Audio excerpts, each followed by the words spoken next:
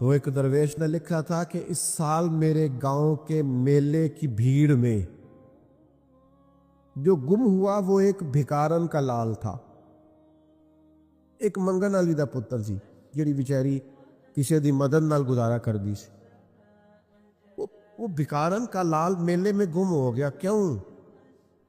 کہ وہ میلے میں آوازیں دیتا تھا زور زور سے، ہے کوئی مخلص، مجھے ایک مخلص بندہ چاہیے۔ وہ پڑ جاتی ہے بھائی، کبھی کبھی مخلص، ایک مخلص کی لوٹ پڑ جاتی، ایک ہو بس ایک۔ جس دور میں بچے بھی باپ کی عزت اس لیے کرتے ہو اللہ ماشاءاللہ کہ باپ امیر ہے کہ نہیں،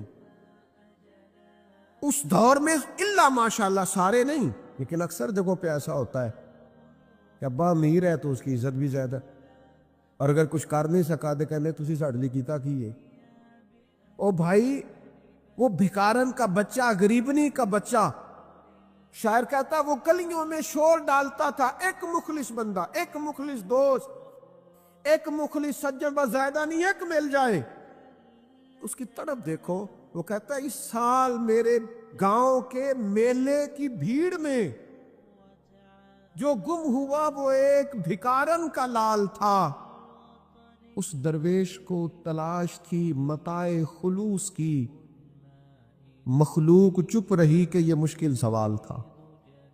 مال کماتے کماتے مقصد مال نہیں بنانا، دولت حاصل کرتے کرتے محبت دولت کی نہیں دل میں پیدا کرنی، بال بچے، گھر بار، مکان، اس کے پیچھے بھاگتے بھاگتے ایسا نہ ہو کہ پلٹ کر دیکھیں تو ہمارا بہت سا روحانی، فکری اور ذہنی نقصان ہو چکا ہو۔ بہت سارے لوگ ہم میں سے ایسے ہیں جو الحمدللہ مقصود نہیں دولت کو بناتے، جن کا مقصود رزق حلال ضرور ہے لیکن وہ اس کو اپنے ذہن پہ سوار نہیں کرتے، صرف دولت کی ہو کے زندہ نہیں ہے، وہ اللہ کے بندے بن کے زندہ ہے، رسول اللہ صلی اللہ علیہ وسلم کے غلام بن کے فخر محسوس کرتے۔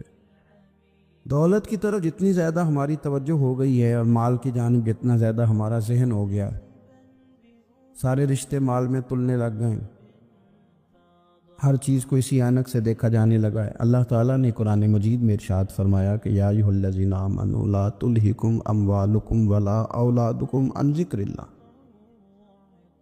اے ایمان والو، تمہارا مال اور تمہاری اولاد تمہیں اللہ کے ذکر سے کہیں غافل نہ کر دے۔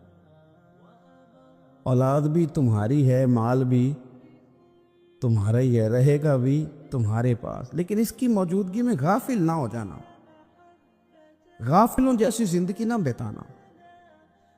جو لوگ سڑک کو منزل بنا لیتے ہیں وہ رستے میں رہ جاتے ہیں۔ سڑک جو ہوتی ہے وہ راستہ ہوتی ہے، منزل نہیں ہوتی۔ یہ جو رزق ہے، دولت ہے، مال ہے، اولاد ہے، یہ تو سارا رستہ ہے اللہ کی طرف جانے کا، کہ تھوڑا سا رزق حلال کمائیں، کمر سیدھی ہو جائے اور پھر ہم اپنے رب کریم کی عبادت کریں۔ ہم رزق حلال کمائیں تاکہ ہم ہاتھ پھیلانے سے بچیں اور ہم اللہ کے بندوں کی ضروریات کا خیال کریں، دین کے کاموں میں اپنے آپ کو مشغول کریں، کچھ نہ کچھ اپنا حصہ پیش کریں۔ یہ مقصود تھا، یہ منزل نہیں، یہ تو صرف ایک رستہ تھا۔ ہم نے اب کیا کیا ہے کہ یہی چیز ہماری منزل بن کے رہ گئی ہے۔ رات پیسے گننا، سویرے اٹھ کے پھر گننا شروع کر دینا، پیسوں میں رشتوں کو تولنا، پیسے کے ساتھ ہی اپنے آپ کو ہر وقت لگائے رکھنا، الجھ کے رہ گئے ہیں لوگ، الجھ کے، اور پھر کوئی بندہ جیت نہیں رہا۔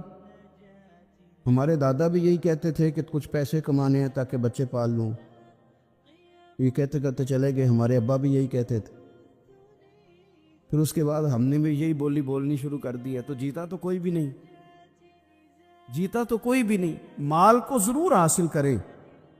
حضرت بہاءالحق نقشبند بخاری رحمۃ اللہ علیہ فرماتے ہیں، میں نے مینا کے میدان میں ایک نوجوان دیکھا جو لاکھوں کا کاروبار کر رہا تھا، لاکھوں کا، دیناروں کا کاروبار کرتا تھا، سونے چاندی ہیرے جواہرات کا کام کرتا تھا، لیکن فرماتے میں نے اس کے دل پہ نظر ڈالی لاکھوں کا کام کرتا تھا، پر اس کا دل ایک منٹ کے لیے بھی اپنے رب کی یاد سے غافل نہیں تھا۔ ہر وقت اس کا دل اپنے مالک کی یاد میں مصروف تھا، ہر وقت۔ ارشاد فرماتے ہیں کہ میرا شروع میں اس کے بارے میں گمان یہ تھا کہ دیکھو یہ شخص کیا کر رہا ہے، پیسہ کما رہا ہے، دولت کے چکر میں پڑا ہوا ہے۔ فرماتے ہیں کہ پھر میں نے ایک اور منظر دیکھا، ایک اور رنگ میں نے دیکھا کہ وہ کما رہا تھا، اور پھر اختتام حج میں میں نے دیکھا کہ جو کمایا تھا سارا اللہ کے بندوں پہ خرچ کر رہا تھا۔ آپ اور میں، ہم نے دیکھنا صرف یہ ہے کہ کہیں ایسا تو نہیں ہے کہ دولت میں الجھ گئے۔ بہت سارے لوگوں نے یہ کہا تھا، ہم سنتے تھے جب کوئی آدمی جانے لگتا تھا نا پردیش پیسہ کمانے کے لیے، تو وہ کہا کرتا تھا کہ میں ملک سے باہر جا رہا ہوں، 2 4 5 سال لگا کے آؤں گا، واپس آ کے پھر یہاں میں نے کوئی کام کرنا ہے، تھوڑے سے پیسے کماؤں تاکہ یہاں نہ پھر میرا سلسلہ کوئی بن جائے۔ وہ 3 سال لگانے گئے تھے، پر 30 گزر گئے ہیں، لوٹ کے واپس کوئی نہیں آئے۔ وہ 4 سال کا کہہ کے گئے تھے، پر سال 40 ہو گئے، لوٹے نہیں۔ کیوں نہیں لوٹے؟ اس لیے کہ پہلے مفاد چھوٹا تھا، خیال یہ تھا کہ تھوڑے سے پیسے آ جائیں گے، بچوں کا خرچہ چلنے لگ جائے، فیسیں پوری ہونے لگ جائیں، اور مجھے کسی سے مانگنا نہ پڑے، تو بس پھر میں کامیاب ہوں۔ یہ طے کیا تھا۔ اس کے فوراً بعد پھر جب باہر گئے تو خیال آیا کہ نہیں، صرف پنکھے کا نہیں، اے سی کا بل بھی دینا پڑے گا۔ پھر تھوڑا اور آگے بڑھے تو خیال آیا کہ چھوٹی گاڑی پہ گزارا نہیں ہوتا، بڑی گاڑی نہ لے لیں۔ پھر خیال آیا کہ بڑی گاڑی لی ہے تو یہ تو اندر کھڑی نہیں ہوتی، سامنے والا پلاٹ مل جائے تو ذرا گراج اچھا بن جائے گا۔ پھر الجھ گئے دوستو۔ پھر نہ مالک حقیقی کی جانب وہ نظر جو ہماری ہونی چاہیے تھی نہ رہی۔ ذوق سے نماز پڑھتے تھے، پھر ہماری نمازیں مختصر ہو گئی۔ ہم سویرے اٹھ کے ذوق سے قرآن پاک پڑھتے تھے، پھر وہ وقت بھی ہمارا دفتر کی تیاری میں لگ گیا۔ رات درود شریف پڑھتے تھے، لیکن وہ بھی سارا ہمارا حساب کتاب میں وقت گزر گیا۔ ہم نے یہ سمجھا ہی نہیں کہ دولت کارخانہ نہیں دیتا، دولت سیٹ صاحب نہیں دیتے، دولت آپ کو آپ کی فیکٹری نہیں دیتی، دینے والے تو رب کریم کی ذات ہے۔ تو جہاں سے آنا تھا وہاں توجہ دینی چاہیے تھی کہ جہاں صرف ایک سبب تھا، ذریعہ تھا۔ حضرت اویس کرنی رضی اللہ تعالیٰ عنہ، ہمارے صوفیاء میں ایک لفظ بولا جاتا ہے فقر بوذر، یعنی کچھ لوگ ایسے ہیں جو سیدنا ابو ذر غفاری رضی اللہ تعالیٰ عنہ کے طریقے پہ چلتے ہیں۔ ایک لفظ بولا جاتا ہے فقر بوذر، کچھ لوگ فقر بوذر کے قائل تھے، اسی مزاج کے قائل تھے حضرت سیدنا اویس کرنی رضی اللہ تعالیٰ۔ ان کے ذہن میں ایک بات بیٹھ گئی تھی کہ یار دینے والا اللہ ہے، دینے والا عزت بھی اللہ دے گا، رزق بھی اللہ دے گا۔ بلکہ امام غزالی رحمۃ اللہ علیہ نے تو حدیث لکھی ہے، آپ فرماتے ہیں کہ نبی پاک صلی اللہ علیہ وسلم نے فرمایا جس نے بندوں سے عزت تلاش کی رب اسے رسوا کر دے گا۔ جو سیاست کر کے عزت حاصل کرنا چاہتا ہے، جو اس طرح کا ماحول بناتا ہے کہ میں کوئی ایسے کام کروں کہ لوگ میری واہ واہ کریں، لوگوں سے عزت کا حصول کرنے والے کو رسوا کر دیا جاتا ہے۔ عزت در اصل وہی ہے جو رب کریم عطا فرماتا ہے۔ میرے عزیز دوستو، آپ اپنی توجہ، دل کی توجہ، روح کی توجہ اپنے مالک کی جانب جب کر لیتے ہیں، غفلت کا پردہ اتار دیتے اور ہر وقت غلبہ رکھنا پیسوں کا، ہر وقت اسی میں سوچنا، اسی میں محو ہو جانا، پھر آپ کا ذہنی نقصان ہوتا ہے، پھر آپ کی روح جو ہوتی ہے وہ بے چین رہنے لگتی ہے۔ پھر ایسے بھی غریب دیکھے جن کے پاس پیسے ہیں، پیسوں کے علاوہ کوئی شے بھی نہیں۔ پھر ایسے بھی تنگ دست دیکھے کہ جن کے پاس جائیدادیں بڑی ہیں پر ان کے پاس رات کو سکون سے سونے کے لیے وقت کوئی نہیں۔ عزیز بھائی، حضرت اویس کرنی رضی اللہ تعالیٰ عنہ کی ملاقات ہو گئی حضرت حرم بن حیان کے ساتھ، یہ بھی تابعی ہیں۔ تو حضرت حرم بن حیان رحمۃ اللہ علیہ کہتے ہیں یہ نا ہم تو خیر بڑی ساری باتیں سنتے ہیں تو نصیحت نہیں نہ حاصل کرتے، ویسے بھی یہ دور تقریریں کرنے، تقریریں سننے کا ہے۔ جو عمل کرنے والے لوگ تھے ان کا کیا طریقہ تھا کہ وہ 1-2 جملے کافی تھا، علم و بس کریں و یار، وہ ایک کوئی حرف تیری درکار، جملہ ایک بھی تیرے لیے کافی ہے، لیکن شرط یہ ہے کہ تو عمل کا ارادہ رکھتا ہو، تیرا خیال ہو کہ عمل کرنا۔ وہ لوگ نا مختصر سی باتیں کرتے، مختصر سی نصیحتیں کرتے، لیکن وہ عکس جلدی کرتے، اس میں سے اپنے لیے خیر جلدی تلاش کرتے۔ حضرت حرم بن حیان کی ملاقات ہوئی حضرت اویس کرنی رضی اللہ تعالیٰ عنہ کے ساتھ، تو حضرت حرم بن حیان کہتے ہیں میں نے عرض کی حضور میں کسی ملک میں جا کے رہنا چاہتا ہوں، کہیں سکونت اختیار کرنا چاہتا ہوں، یہاں سے ہجرت کرنا چاہتا ہوں، تو مجھے کوئی آپ مشورہ دے میں کہاں جاؤں؟ تو فرماتے ہیں کہ میں نے جب یہ سوال کیا تو حضرت اویس کرنی نے مجھے اشارہ دیا، فرمانے لگے ملک شام چلا جا۔ کہتے میں نے اگلا سوال کیا حضور وہاں جا کے کاروبار کیا کروں گا، رہوں گا کیسے، کھاؤں گا کہاں سے؟ تو فرماتے ہیں حضرت اویس کرنی نے رومال اٹھایا، کندھے پہ رکھا اور چلنے لگے۔ میں نے کہا حضور آپ نے سوال کا جواب ہی نہیں دیا۔ تو فرمانے لگے جس دل کو ابھی تک یہی یقین نہیں آیا کہ روزی کون دیتا ہے، اسے میں نصیحت کیا کروں؟ میں تجھے نصیحت کروں جسے آج تک یہی نہیں پتا کہ روزی کون دیتا ہے؟ تو ابھی تک اپنے دل کو پکا ہی نہیں کر پایا کہ روزی رب دیتا ہے؟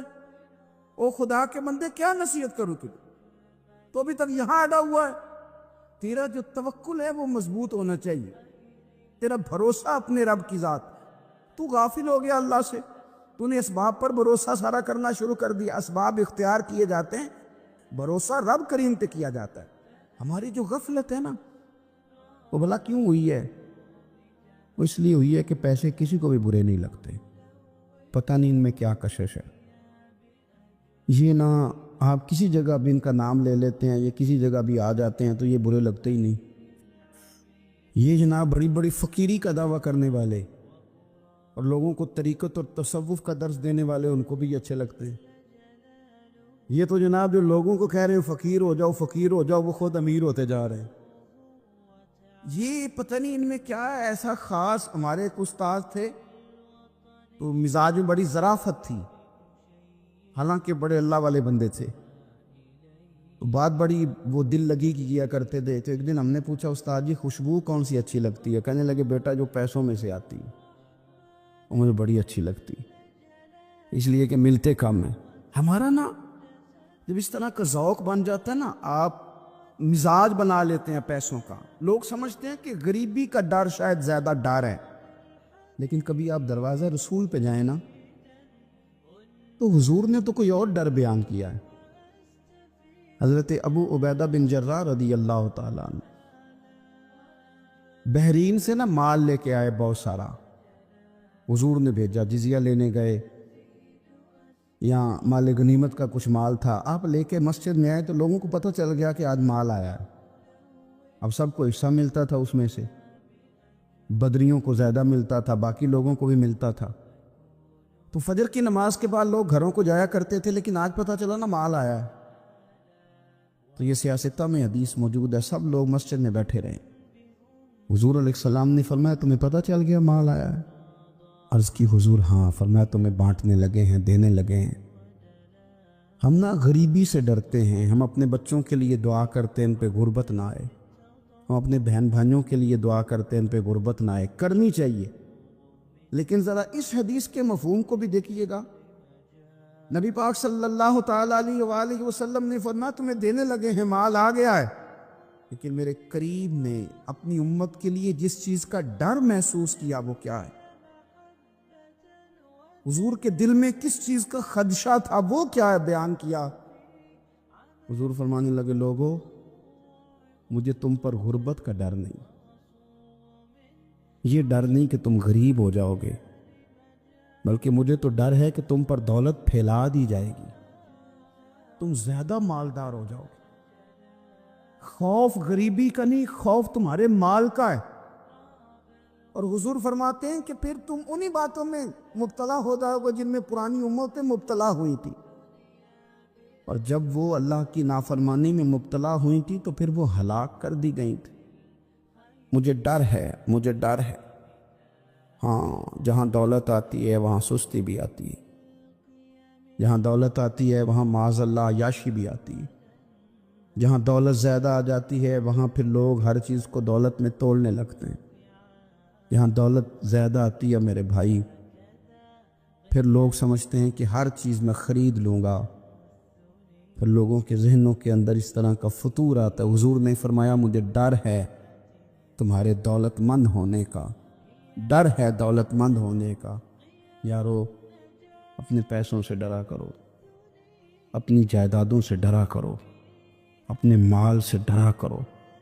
وہ ہم نے جو بڑے بڑے محلات تعمیر کرنے شروع کیے ان سے ڈرا کرو، اس لیے کہ حضور نے فرمایا مجھے ڈر ہے۔ حضرت ابو بکر صدیق رضی اللہ تعالیٰ عنہ تشریف فرما تھے۔ ہمارے بچے بہت زیادہ آسانی مانگتے ہیں۔ اقبال نے کہا لہو مجھ کو رلاتی ہے جوانوں کی تن آسانی۔ جب میں جوانوں کا مزاج دیکھتا ہوں کتنے آرام پسند ہو گئے ہیں تو پھر میری آنکھوں سے لہو بہتا ہے۔ لہو مجھ کو رلاتی ہے جوانوں کی تن آسانی، ان کا وجود اتنا آسانی کا ماحول لینا چاہتا ہے، ذرا سی بھی کوئی تکلیف آپ دیکھ لیں، لائٹ بند ہو جائے تو مصیبت کھڑی ہو جاتی، کسی جگہ چند منٹ کے لیے آدھے گھنٹے کے لیے ٹریفک بند ہو جائے تو مثلا کیا ہو جائے گا۔ لیکن یہ کہ طبیعتوں میں تلخی، اور جب وہ گاڑیاں آہستہ آہستہ چلتی ہیں تو ایک دوسرے سے آگے بڑھنے کی وہ شدت، وہ ہمارے مزاج میں ایک دوسرے کے بارے میں دل میں بڑے بڑے جملے، کیوں؟ اس لیے کہ ہماری طبیعت آسانی پسند ہے، ذرا سی بھی کوئی رکاوٹ ہم نہیں برداشت کرتے، تھوڑی دیر کے لیے ٹھہرنا پڑ جائے ہمارے لیے بڑا مشکل کام ہے۔ آپ ہمیں ہماری مرضی کے خلاف کوئی بات کر دیں تو ہمیں بگڑا ہوا سمجھے، ہماری طبیعت میں وہ آسانی ہے۔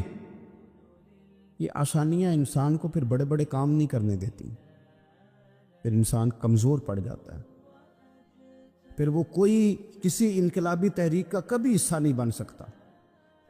اگر وہ بڑی صلاحیت بھی رکھتا ہو تو وہ زندگی میں کوئی کارنامہ سر انجام نہیں دے پاتا، کیونکہ طبیعت میں آسانی آ گئی، اس کا مزاج ہی نہیں۔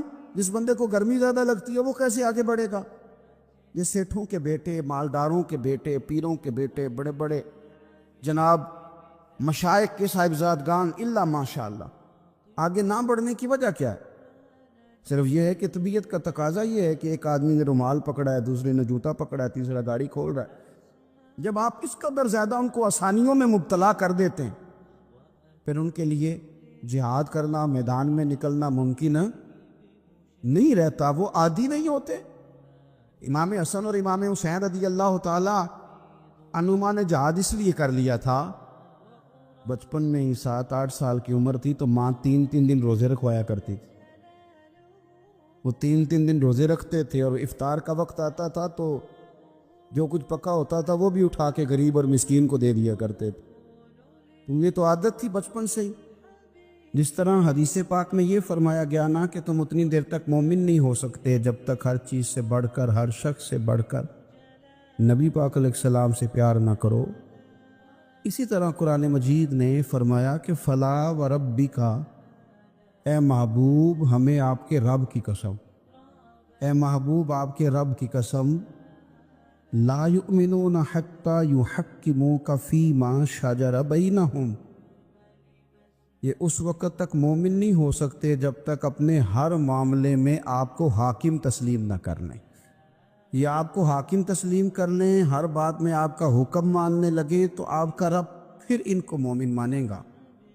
ہر معاملے میں، نماز پڑھنے میں بھی نبی پاک کا حکم ماننا ہے، اور شادی کرنے میں بھی نبی کریم کا حکم ماننا، روزہ رکھنے میں بھی حضور کا حکم ماننا ہے، اور تجارت کرنے میں بھی نبی کریم علیہ السلام کا حکم ماننا۔ جس طرح ہم لوگوں نے نوافل پڑھنے میں، تلاوت کرنے میں رسول کریم علیہ السلام کی بات کو سننا ہے، اسی طرح ہم نے فیصلے کرنے میں، کچہری میں جانے میں، عدالت میں پہنچنے میں، وہاں بھی ہم نے نبی کریم صلی اللہ تعالیٰ علیہ وسلم کی بات پر ہی غور کرنا ہے، اور سرور کائنات علیہ السلام کو ہر معاملے میں از اول تاخر اپنا حاکم تسلیم کرنا۔ جب ہم اس مفہوم کو سادہ لفظوں میں لیتے ہیں کہ ہر معاملے میں حضور سید عالم صلی اللہ علیہ وسلم کا قول فیصل ہوگا، تو پھر ہم کہتے ہیں کہ دنیا میں جب نظام مصطفیٰ نافذ ہو، پھر حضور کا قول فیصل ہے۔ یعنی جس طرح حضور کی بات مسجد کے ممبر سے مانی جا رہی ہے، اسی طرح پارلیمنٹ میں بھی اسی طرح حضور کی بات کو تسلیم کیا ہے۔ جس طرح نبی پاک علیہ الصلوۃ والسلام کی بات کا نفاذ ہم نماز روزے کے معاملے میں غور سے سنتے ہیں، مسئلہ پوچھتے ہیں، باریک ہو کے چلتے ہیں، اسی طرح جب جج فیصلہ کرے تو پھر بھی اس نے رسول اللہ صلی اللہ علیہ وسلم کے دین کو ہی دیکھنا ہے۔ نظام مصطفیٰ صلی اللہ علیہ وسلم جب نافذ ہوگا، دنیا میں حضور کا قانون جب نافذ ہوگا تو پھر ٹھنڈی ہوا چلے گی۔ مسلمانوں کا یہ مسئلہ ہے کہ یہ نبی پاک سے پیار تو کرتے ہیں اور الحمدللہ بڑا کرتے ہیں، لیکن یہ پیار کو جہتوں اور سمتوں میں قید کرتے ہیں۔ یعنی مسجد میں آ کے درود شریف پڑھتے وقت اگر حضور کے غلام ہوتے ہیں تو فیصلہ کرتے وقت اور اپنے حق میں فیصلہ سنتے وقت اس وقت بھی ہمیں نبی پاک کا غلام ہونا چاہیے۔ ہمیں ووٹ لیتے وقت بھی حضور کے غلام اور ووٹ دیتے وقت بھی نبی پاک صلی اللہ علیہ وسلم کے غلام۔ جب تک نظام نافذ نہیں ہوتا، نظام، یورپ کو آپ کی نماز سے تکلیف ہی کوئی نہیں تو نماز پڑھنے کے لیے مسجدیں بنانے کی اجازت دیتے ہیں، قرآن پاک جتنا مرضی آپ وہاں پڑھیں وہ اجازت دیتے ہیں، آپ زکاتیں دیں جتنی مرضی، وہاں سے لوگ چندے اکٹھے کر کے یہاں نہیں لے آتے، کریں جو مرضی۔ ان کو آپ کی نہ نماز سے پریشانی ہے، نہ مسئلہ زکوٰۃ سے پریشانی ہے، نہ صوم و صلات سے مسئلہ ہے۔ ان کو تو مسئلہ یہ ہے کہ کچہری میں کہیں نبی پاک کا دین نہ آ جائے، ان کو تو مسئلہ یہ ہے کہ کہیں پارلیمنٹ میں حضور کا دین نہ آ جائے۔ دو قومی نظریے کیا ہیں اور نظریہ پاکستان کیا ہے جس کی بنیاد پر پاکستان بنا؟ بڑے ٹھنڈے دل سے میری بات کو سمجھیے گا۔ پاکستان اگر اچھی سڑکوں کے لیے، ترقی کرنے کے لیے بنا تھا تو یہ ترقی ہندوستان میں رہ کے بھی ہو سکتی تھی۔ انڈیا والے کہتے ہیں کہ ہم نے ترقی نہیں کرنی، کچی سڑکوں پہ چلنا ہے، ہم نے ٹیکنالوجی نہیں بنی، یہ کام وہاں بھی ہو سکتا تھا۔ اگر آپ یہ کہیں کہ پاکستان جمہوریت کی مضبوطی کے لیے بنایا تھا کہ ڈکٹیٹر کوئی نہیں آئے گا، صرف جمہوری قوتیں کام کریں گی، تو جمہوریت میں تو انڈیا بظاہر آگے نکل گیا ہے، ان کی جمہوریت تو زیادہ اچھی نظر آتی ہے، کبھی ڈکٹیٹر نہیں آیا۔ آپ نے پاکستان کیوں بنایا؟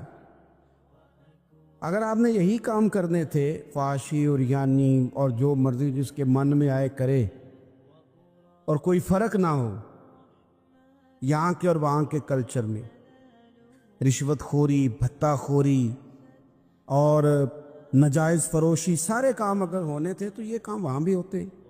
پاکستان کیوں بنا؟ کیوں اتنی ساری 40,000 لوگوں نے اپنی جانوں کی قربانیاں دیں؟ دنیا کی سب سے بڑی ہجرت ہوئی ہے، سب سے بڑی، جب پاکستان بنا۔ یہ سب سے بڑی ہجرت تھی، اتنی بڑی ہجرت ہی کبھی نہیں ہوئی۔ کیوں اتنا کچھ ہوا؟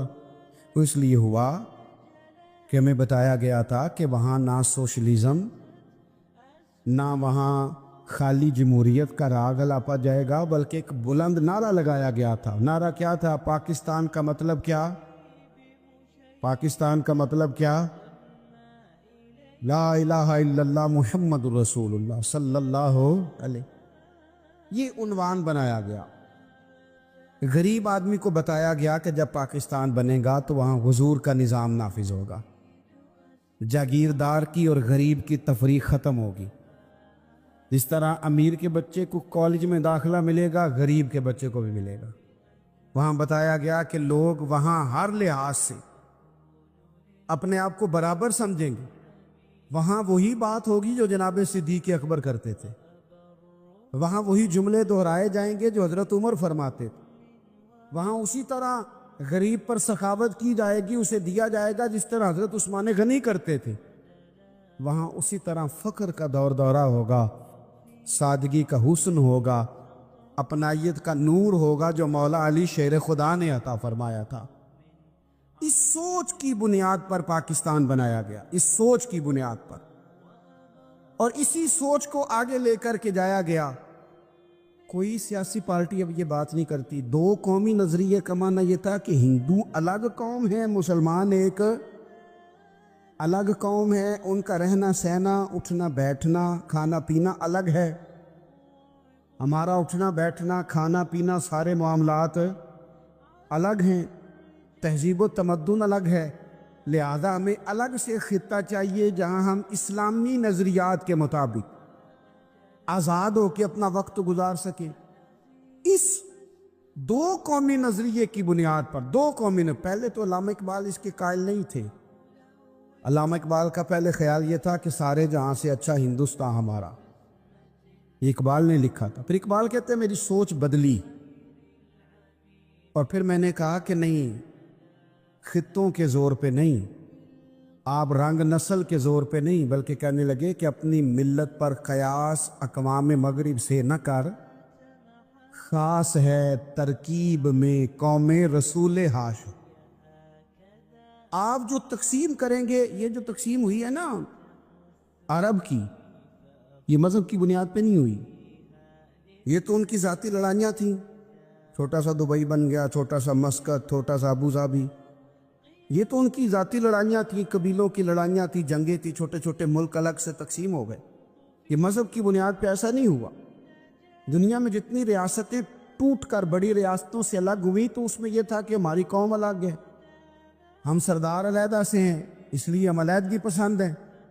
دنیا کے اندر دو ہی وطن ہیں جو دین کے نام پہ بنے، دو ہی اسٹیٹ ہیں جو اسلام کے نام پر وجود میں آئیں، پہلی مدینہ منورہ ہے اور دوسری پاکستان ہے۔ خالص مذہب کے نام پر یہ دو ریاستیں وجود میں ہیں، ایک مدینہ طیبہ اور دوسرا پاکستان۔ پاکستان کا مطلب کیا؟ لا الہ الا اللہ محمد رسول اللہ صلی اللہ علیہ وسلم۔ اس بنیاد پر اس وطن کو، خطے کو حاصل کیا گیا، یہی نعرہ لگایا گیا، یہی نعرہ محمد علی جناح لگاتے تھے، یہی ڈاکٹر اقبال لگاتے تھے، یہی نعرہ چودھری رحمت علی لگاتے تھے، یہی وہ نعرہ تھا جس نعرے کو تحریک پاکستان کے قائدین نے آگے پہنچایا۔ اس زمانے میں جو رائٹر لکھتے تھے ان کی تحریریں آپ آج بھی نکال کے دیکھ لیں، وہ کہا کرتے تھے کہ پاکستان قائم ہوگا تو امیر غریب کی تفریق ختم ہوگی، پاکستان میں وہی نظام آئے گا جو نظام رسول پاک صلی اللہ علیہ وسلم لے کے آئے، قرآن کو نافذ کر دیا جائے گا۔ یہ اس زمانے کے لوگ لکھا کرتے تھے، بیان کرتے تھے، اسی کا ابلاغ ہوتا۔ پتہ نہیں پھر کس کی نظر لگی، کیا ہوا، اور تحریک پاکستان میں جذباتی طور پر علماء نے کردار ادا کیا۔ علماء نے، حضرت مولانا عبدالحامد بدایونی، حضرت مولانا سید نعیم الدین صاحب مراد آبادی، حضرت مولانا عبدالعلیم صاحب میرٹھی، اور ایک بڑا نام امیر ملت حضرت پیر سید جماعت علی شاہ صاحب محدث علی پوری، 100 سال سے زیادہ عمر کے بابا جی تحریک پاکستان کے لیے جلسے ہو رہے ہیں۔ بابا جی سے اٹھا نہیں جاتا، تو جس طرح 4 لوگ چارپائی پہ جنازہ اٹھاتے، اس طرح 4 لوگوں نے چارپائی پہ بابا جی کو اٹھایا ہوا ہے، امیر ملت سید زادے، اور چارپائی ان کی اٹھا کے جلسوں میں لے جائی جاتی ہے اور وہ تقریریں کرتے ہیں اور کہتے ہیں سنو بھائی، جو مسلم لیگ کو ووٹ نہیں دے گا پھر ہم اس کا جنازہ بھی نہیں پڑھائیں گے، جو ووٹ نہیں دے گا ہم دفن بھی نہیں ہونے دیں گے اپنے قبرستانوں میں، جو ووٹ نہیں دے گا ہمارا مرید ہی نہیں۔ اتنے جذبات میں لا کے 40,000 لوگوں نے قربانیاں دی۔ ایک نظریہ تھا کہ ہندو الگ قوم ہے، مسلمان ایک، اور پھر پاکستان بنایا۔ آج کیا دھما چوکڑی ہے، کیا ذاتوں پاتوں کی بنیاد پر؟ یہ تو ہندوؤں کا طریقہ تھا کہ وہ ذاتیں پاتیں گنتے تھے کہ یہ برہمن ہے، یہ شوتری ہے، یہ کھتری ہے، یہ فلانا ہے، یہ ہمارے گھر نہیں آ سکتا، یہ نیچ ہے۔ اور اگر آج اس ملک میں بھی الیکشن ذات کی بنیاد پہ لڑا جائے اور یہاں بھی صرف اس لیے سپورٹ کیا جائے کہ یہ میری برادری کا ہے، صرف اس لیے سپورٹ کیا جائے کہ میرا قبیلہ ہے، پہلے دیکھا جائے کہ یہاں کون سی برادری مضبوط ہے تو اس کینڈیڈیٹ کو ٹکٹ دیا جائے، تو پھر کیا آپ نے وطن بنا کے کیا کمال کیا؟ تو اس کا ایک نظریہ ہے۔ کیا نظریہ ہے؟ کہ مسلمانوں کا رہنا، اٹھنا، بیٹھنا، کھانا پینا الگ ہے۔ دیکھو ایک سادی سی بات ہے، یہ آپ نے داڑھی رکھنی ہے، مونچھیں رکھنی ہے، تو اس پر بھی نبی پاک صلی اللہ علیہ وسلم نے کہا کہ الگ سے تمہاری شناخت ہونی چاہیے، الگ سے۔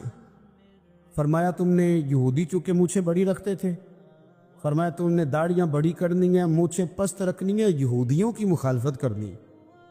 یہ لفظ ہیں حدیث میں ساتھ۔ سادی سی بات ہے نا، پگڑی باندھنی ہے، باندھ لے کوئی آدمی۔ ہمارے پنجاب میں لوگ پگڑی بھی کہہ دیتے ہیں، صافہ بھی کہہ دیتے ہیں، کلا بھی کہہ دیتے ہیں، جو جس کے من میں آیا۔ لیکن حضور نے تاکید لگائی، فرمائے خاص ہے یہ بھی، یہ اسلام کا کلچر ہے، کلچر الگ سے ہے۔ فرمایا یہودی بغیر ٹوپی کے سر پہ پگڑی باندھتا ہے، تم نے پہلے ٹوپی پہننی ہے پھر پگڑی باندھنی، یہودی کی مخالفت کرنی۔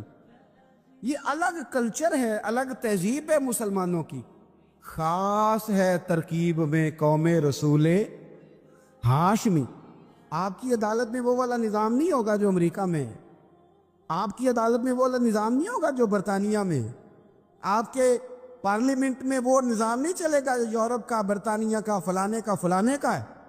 آپ کی پارلیمنٹ میں، آپ کی عدلیہ میں وہ نظام چلے گا جو قرآن کا ہے اور رسول اللہ کے فرمان کا ہے۔